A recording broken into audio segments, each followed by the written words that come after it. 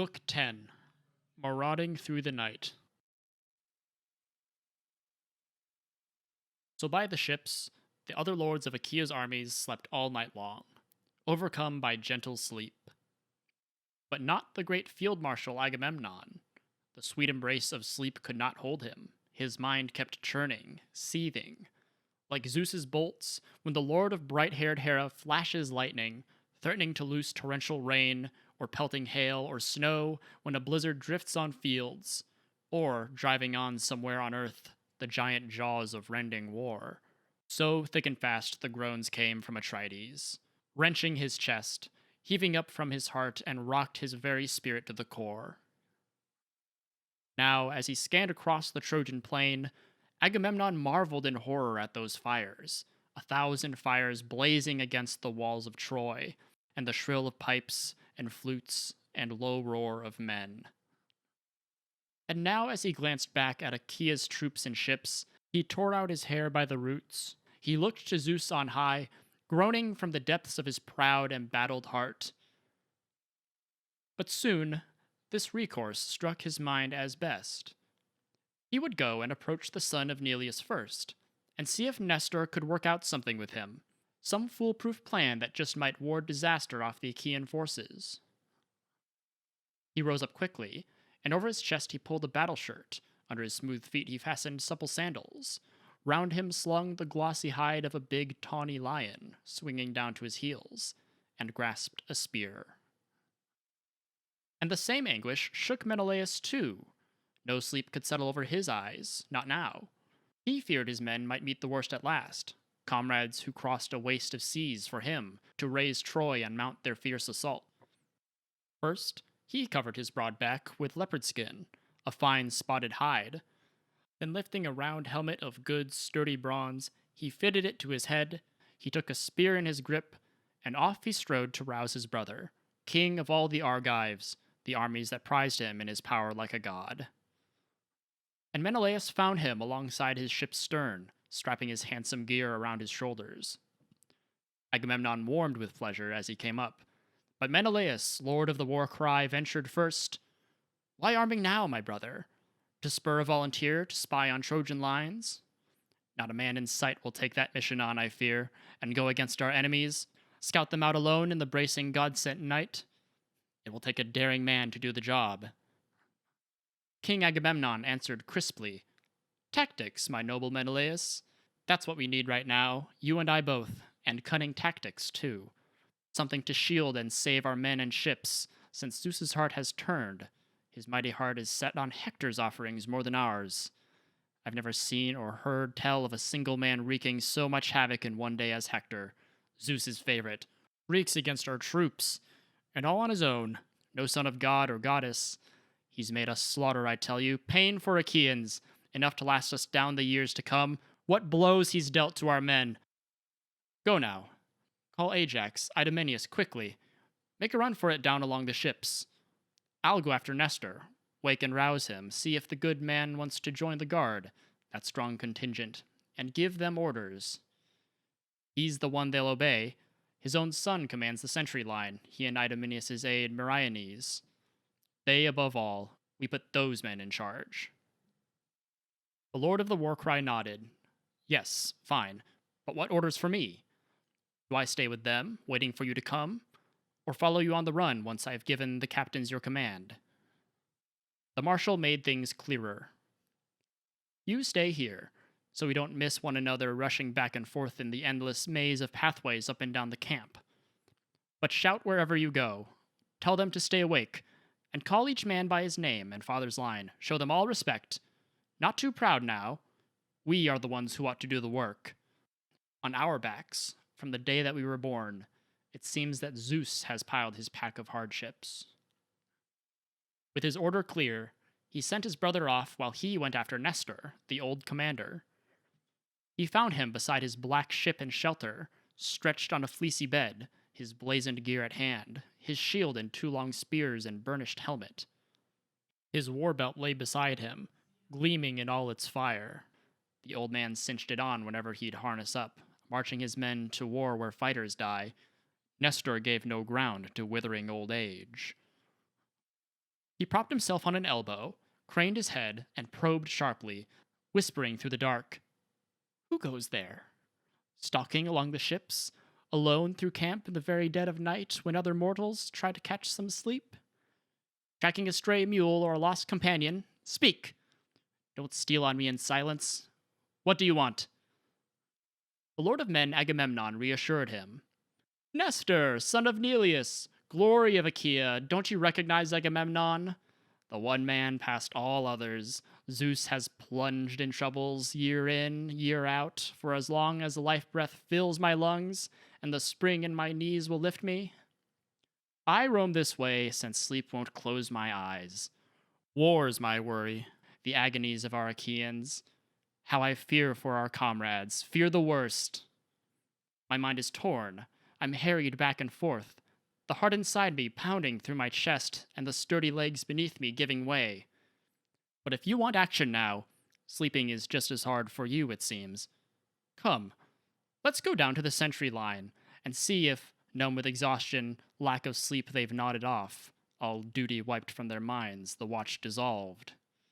Our blood enemies camp hard by. How do we know they're not about to attack us in the night?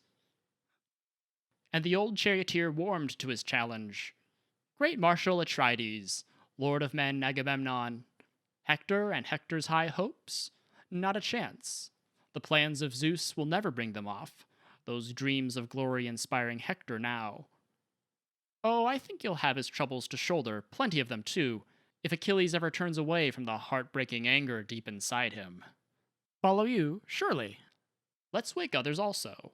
Diomedes, famed for his spear, Odysseus, quick little Ajax and Phyleus' brave son. And if only one would go and call the rest, giant Ajax, strong as a god, and King Idomeneus. They're hardly close, their ships last on the line. But I will blame Menelaus, loved as he is and honored. Even if you will wheel on me in anger, I must. I can't hide it now. How that fellow sleeps. Turning over the work to you alone. Now is the time for him to work, to hunt the leading captains and beg them all for help. Desperate straits, we can't hold out much longer. The Lord of Men replied, You're right, old soldier. I'd even urge you to fault him any other day. So often he hangs back, with no heart for the work. Not that he shrinks from action, skittish or off guard. It's just that he looks to me, waiting for me to make the first move. This time, though, he woke before me, came and roused me first, and I sent him off to call the men you're after. So let's move out, overtake the rest at the gates, with the centuries where I ordered them to group. And Nestor, the noble charioteer, assented gladly. True, when the man leaps on the breach that way, no one can blame or disobey him, no Achaean, not when he spurs the troops and gives commands. With that, he slipped his tunic over his chest. Under his smooth feet he fastened supple sandals, pinned with a brooch his crimson cape around him, flowing in double folds and topped with thick fleece, and gripping a tough spear tipped with a brazen point, he strode along the ships of the Argives armed in bronze. And reaching Odysseus first, a mastermind like Zeus, the old driver roused him from sleep, shouting out, Wake up! The cry went ringing through his ears, and out of his tent he came, shouting in return, Why prowling along the ships and camp, you alone in the bracing God-sent night? What's the crisis now? What troubles come? And Nestor, the old charioteer, replied, Royal son of Laertes, Odysseus, great tactician, no time for anger now. Such misery has overcome our Argives. Follow us, come, so we can make the next man, some captain fit to map our strategy here, whether we break and run or stand and fight. Backing into his tent, the great tactician slung his wrought shield on his back and joined the party striding toward the son of Tydeus, Diomedes. They found him with all his gear outside his shelter, cohorts sleeping round him, shields beneath their heads, spears stuck straight in the ground on butt-end spikes, and the bronze points flashing into the distance like forked lightning flung by Father Zeus. But the veteran fighter lay there, fast asleep, the cured hide of a field ox spread beneath him, a lustrous blanket stretched beneath his head. The old charioteer moved in and woke him roughly, dug a heel in his ribs, chiding him to his face. "Up with you, Diomedes! What, sleep all night? Haven't you heard? The Trojans hold the high ground over the beachhead there, cramped against the ships, only a narrow strip to keep off sudden death." So he prodded, and Diomedes woke from sleep with a quick start and burst of winging words. "A hard man you are, old soldier, hard. You never give up the good fight, do you? Where are the younger troopers now we need them? Why don't they go wake each king in turn, padding softly up and down through camp? You, old man, you'd overpower us all." And Nestor, the noble driver, answered warmly, "Right you are, my friend, straight to the point. Sons I have, and they're hardy, handsome boys, and comrades too, men aplenty. One of the lot could light out now and summon up the kings, but now a crisis has overwhelmed our armies. Our fate, I tell you, stands on a razor's edge. Life or death for Achaea, gruesome death at that. Up with you! Wake, quick little Ajax. Meges too. You're so much younger. Come, pity an old man." And round his back, Diomedes slung the hide of a big tawny lion swinging down to his heels. He grasped a spear, and the fighters strode away, and roused those men to leave their beds and march. And now, as they filed among the mustered guard, they found the chief sentries far from sleep, on the alert, all stations set with weapons. Like sheepdogs keeping watch on flocks in folds, a nervous, bristling watch, when the dogs get wind of a wild beast rampaging down through mountain timber, crashing toward the pens, and the cries break as he charges, a din of men and dogs, and their sleep is broken, gone. And so the welcome sleep was routed from their eyes, guardsmen keeping the long hard watch that night, always turning toward the plain, tense to catch some sign of the Trojans launching an attack. The old chariot driver warmed to the sight, and cheered them on with urgings flying fast. "Keep it up, my boys! That's the way to watch.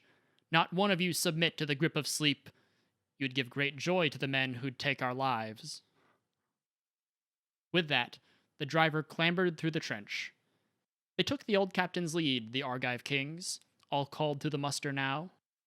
And flanking them, Meriones came in haste with Nestor's handsome son. The kings had summoned both to share their counsel. Crossing out over the deep trench, they grouped on open ground, where they chanced to find a sector free and clear of corpses.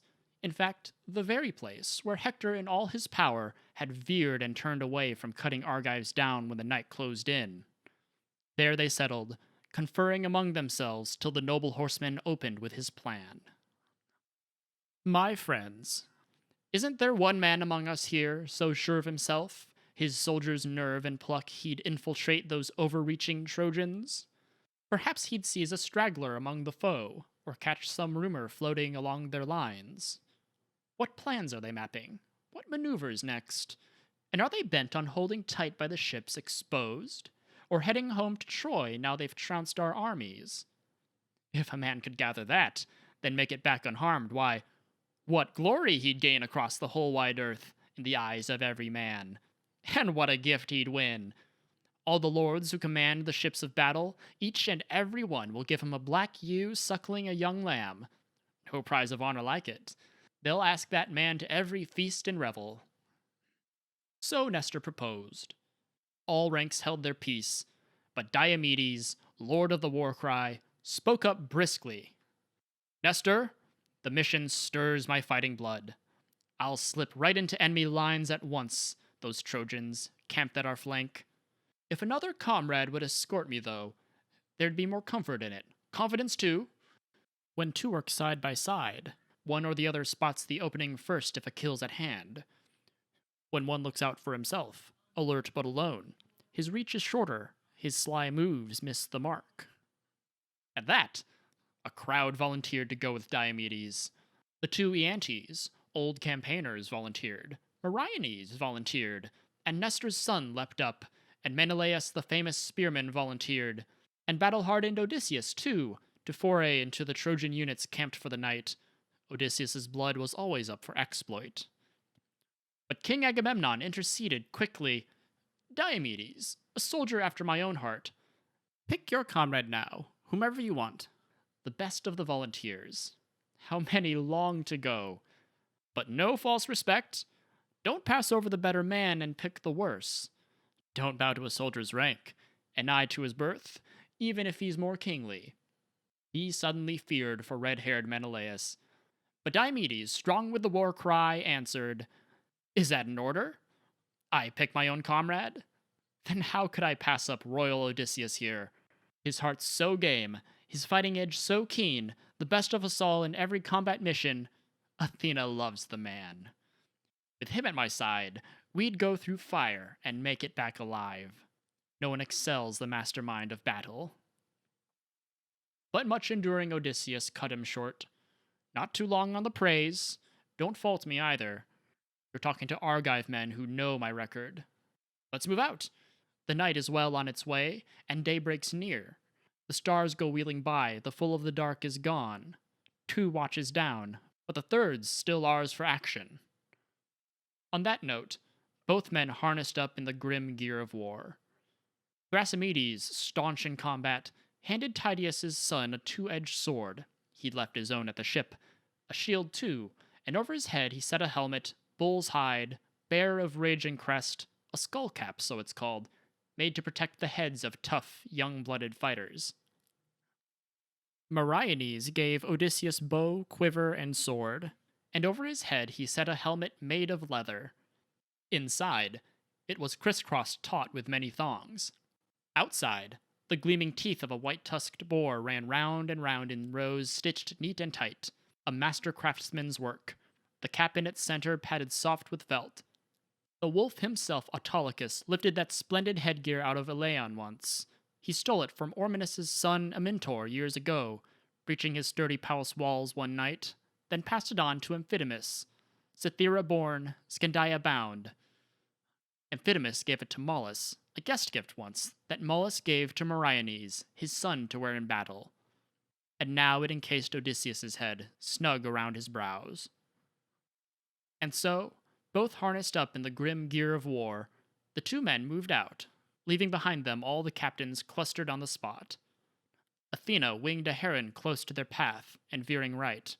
Neither man could see it, scanning the dark night, they only heard its cry.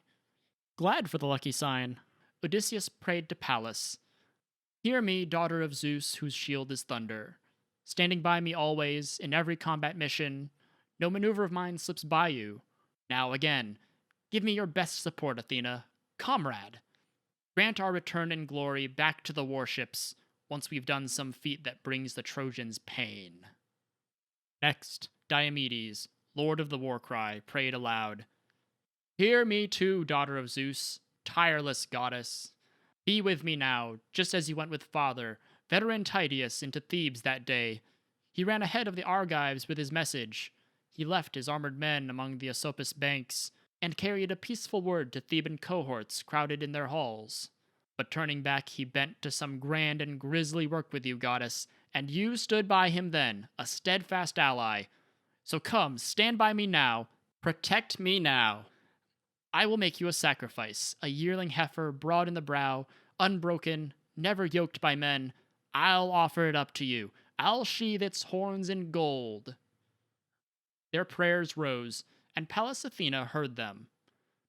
Once they'd appealed to Zeus's mighty daughter, into the black night they went like 2 lions, stalking through the carnage and the corpses, through piles of armor and black pools of blood.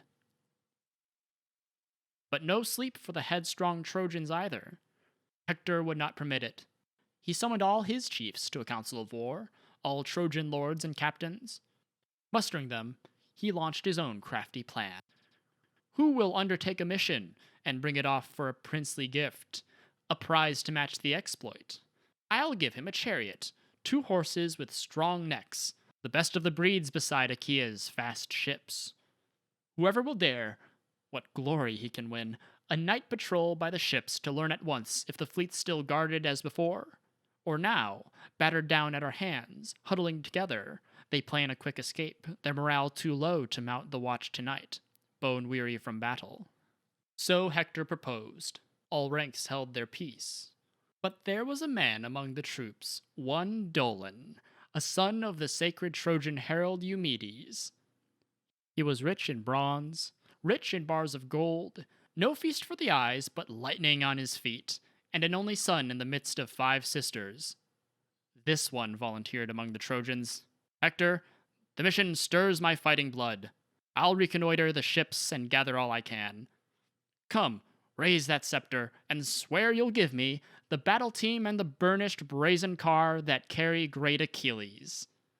I will be your spy, and no mean scout. I'll never let you down.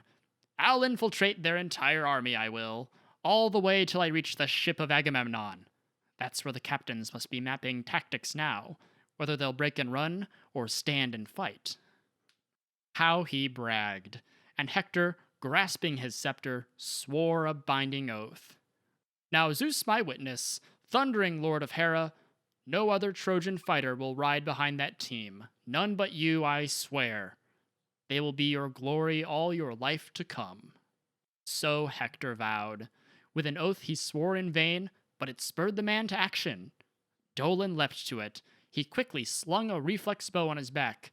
Over it he threw the pelt of a grey wolf, and set on his head a cap of weasel skin, and taking a sharp spear, moved out from camp, heading toward the fleet. But he was never to come back from the enemy's beaked ships, bringing Hector news. Putting the mass of horse and men behind him, Dolon picked up speed, hot for action now. But keen as a god, Odysseus saw him coming and alerted Diomedes. Who is this? A man heading out of the Trojan camp? Why? I can't be sure. To spy on our ships or loot the fallen, one of the fighters' corpses? Let him get past us first, into the clear a bit, then rush him and overtake him double quick. If he outruns us, crowd him against the ships, cut him off from his lines, harry him with your spear and never stop, so he can't bolt back to Troy. No more words. Swerving off the trail, they both lay face down with the corpses now, as Dolon sped by at a dead run, the fool. Soon as he got a furlong's lead ahead, the plowing range of a good team of mules, faster than draft oxen dragging a bolted plow through deep fallow ground. The two raced after, and Dolon, hearing their tread, froze stock still, his heart leaping. Here were friends, yes, fellow Trojans coming to turn him back, yes. Hector had just called off the mission. But soon as they were a spear cast off or less, he saw them. Enemies. Quick as a flash he sprang, fleeing for dear life. They sprang in pursuit, as a pair of rip-toothed hounds bred for the hunt, and flushing fawn or hare through a woody glen keep closing for the kill, non-stop, and the prey goes screaming on ahead. So Odysseus, raider of cities, and Diomedes cut him off from his own lines, coursing him, closing non-stop with the Trojan about to break in on the line of sentries, racing fast for the ships, when Athena pounded fresh strength into Tydeus' son, so no Achaean could beat him out for the glory of hitting Dolon first, Diomedes come in second. Rushing him with his spear in a sudden surge, Tydides shouted, "Stop, or I'll run you through! You'll never escape my spear, headlong death! I swear I'll send it hurtling from my fist!" He flung his shaft, missing the man on purpose. Over his right shoulder the sharp spear point winged and stabbed the earth. Dead in his tracks he stopped, terrified, stammering, teeth chattering in his mouth, bled white with fear as the two men overtook him, and panting hard, yanked and pinned his arms. He burst into tears, pleading, "Take me alive! I'll ransom myself. The treasures cram our house, bronze and gold, plenty of well-wrought iron. Father would give you anything, gladly, priceless ransom, if only he learns I'm still alive in Argive ships." Odysseus, quick with tactics, answered, "Courage! Death is your last worry. Put your mind at rest. Come, tell me the truth now, point by point. Why prowling among the ships, cut off from camp, alone in the dead of night when other men are sleeping? To loot the fallen, one of the fighters' corpses? Or did Hector send you out to spy on our ships, reconnoiter them stem to stern? Or did your own itch for glory spur you on?" Dolon answered, his legs shaking under him. "Hector! He duped me. So many mad, blind hopes. He swore he'd give me the great Achilles stallions, purebred racers, his burnished bronze chariot too. He told me to go through the rushing dark night, to patrol the enemy lines, and learn at once if the fleet still guarded as now or before, battered down at our hands, huddling together. If you plan an escape, your morale too low to mount the watch tonight, bone weary from battle. Breaking into a smile, the cool tactician laughed. By God, what heroic gifts you set your heart on! The great Achilles' team? They're hard for mortal men to curb or drive, for all but Achilles. His mother is immortal. Now out with it, point by point. Hector, where did you leave the captain when you came? Where's his war gear lying? Where's his chariot? How are the other Trojans posted? Guards? Sleepers? What plans are they mapping? What maneuvers next? Are they bent on holding tight by the ships exposed? Or heading home to Troy, now they've trounced our armies? And Dolon, son of the herald, blurted out, Yes, yes, I'll tell you everything, down to the last detail. Hector's holding council with all his chiefs, mapping plans on old King Ilis's barrow, clear of the crowds at camp. Guards, my lord? Nothing. No one's picked to defend the army. Only our native Trojans hold their posts, many as those with hearthfires back in Troy. Our men have no choice, shouting out to each other, Stay awake, keep watch. But our far-flung friends, they're fast asleep. They leave the watch to us. Their wives and children are hardly camped nearby. But the shrewd tactician kept on pressing. Be precise. Where are they sleeping? Mixed in with the Trojans? Separate quarters? Tell me. I must know it all. And Dolon, son of the herald, kept on blurting, Everything, anything, whatever will satisfy you. To seaward? Carians, Paeonian men with bent bows, Eliges and Cauconians, crack Pelasgians. Inland, toward Thimbra, camp the Lycians, swaggering Mysians, fighting Phrygian horsemen, Meonian chariot drivers. But why interrogate me down to the last platoon? You really want to raid some enemy units? There are the Thracians. Look, just arrived, exposed on the flank, apart from all the rest. And right in their midst, Ionius' son, King Rhesus. His are the best horses I ever saw, the biggest, whiter than snow, and speed to match the wind. His chariots finished off with gold and silver. The armor he's brought in with him, gold too. Tremendous equipment. What a marvelous sight. No gear for a mortal man to wear, I'd say. It's fit for the deathless gods. There. Now will you take me back to your ships, or leave me here, bound and gagged right here, till you can make your raid and test my story to see if I've told the truth, or if I've been lying? But rugged Diomedes gave him a grim look. Escape! Take my advice and wipe it from your mind, good as your message is. You're in my hands now. What if we set you free, or you should slip away? Back you'll slink to our fast ships tomorrow, playing the spy again, or fighting face to face. But if I snuff your life out in my hands, you'll never annoy our Argive lines again. With that, just as Dolon reached up for his chin to cling with a frantic hand and beg for life, Diomedes struck him square across the neck, a flashing hack of the sword, both tendons snapping, and the shrieking head went tumbling in the dust. It tore the weasel cap from the head, stripping the wolf pelt, the reflex bow and tough, long spear, and swinging the trophies high to Pallas, queen of plunder. Exultant royal Odysseus shouted out this prayer, Here, goddess, rejoice in these, they're yours. You are the first of all the gods we'll call. Now guide us again, Athena, guide us against that Thracian camp and horses. So Odysseus prayed, and hoisting the spoils over his head, heaved them into a tamarisk bush nearby, and against it heaped a good clear landmark, clumping together reeds and fresh tamarisk boughs they'd never miss as they ran back through the rushing dark night. On they stalked through armor and black pools of blood, and suddenly reached their goal, the Thracian outpost. The troops were sleeping, weary from pitching camp, their weapons piled beside them on the ground, 3 neat rows of the burnished, well-kept arms, and beside each man his pair of battle horses. Right in the midst lay Rhesus, dead asleep, his white racers beside him, strapped by thongs to his chariot's outer rail. Spotting him first, Odysseus quickly pointed him out to Diomedes. Look, here's our man. Here are his horses, the ones marked out by that rascal we just killed. On with it now. Show us your strength, full force. Don't just stand there, useless with your weapons. Loose those horses. Or you can kill the men and leave the team to me. Athena, eyes blazing, breathed fury in Diomedes, and he went whirling into the slaughter now, hacking left and right, and hideous groans broke from the dying Thracians, slashed by the sword. The ground ran red with blood.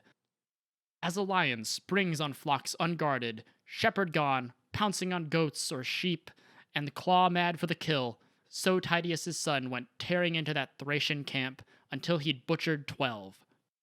Each man he'd stand above and chop with the sword. The cool tactician Odysseus grappled from behind, grabbing the fighter's heels, dragging him out of the way with one thought in mind. That team with their flowing manes must get through fast, not quake at heart and balk, trampling over the dead, those purebred horses still not used to corpses. But now the son of Tydeus came upon the king, the 13th man, and ripped away his life, his sweet life as he lay there breathing hard. A nightmare hovered above his head that night. Diomedes himself, sped by Athena's battle plan, while staunch Odysseus loosed the stamping horses, hitched them together tight with their own reins, and drove them through the ruck, lashing them with his bow. He forgot to snatch the shining whip that lay in the well-wrought car.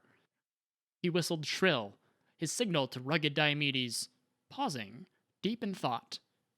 What was the worst, most brazen thing he could do? Seize the car where the handsome armor lay, and pull it out by the pole or prize it up, bodily haul it off? Or tear the life from still more Thracian troops? His mind swarming with all this, Pallas Athena swept to his side and cautioned Diomedes. Back! Think only of getting back, great son of Tydeus. Back to the ships, quick, or you'll run for your life. Some other god, who knows, may wake the Trojans. The goddess's voice? He knew it, mounted at once as Odysseus whacked the stallions smartly with his bow, and they made a run for Achaea's rapid ships. But Apollo, lord of the silver bow, kept watch. No blind man's watch, no. Apollo saw Athena take Tydides in hand, and raging against her, plunged into the main mass of Trojan fighters to rouse a Thracian captain called Hippocoon, a royal kinsman of Rhesus. He woke with a jolt, and seeing empty ground where the fast team had stood, men gasping out their lives, retching in all that carnage, he wailed out, sobbing, crying his dear companion's name, and piercing wails broke as the Trojans swirled in panic. A desperate rout of them, rushing up to the bloodbath there, stood staring down at the grisly work the marauders did before they made their dash for the beaked ships.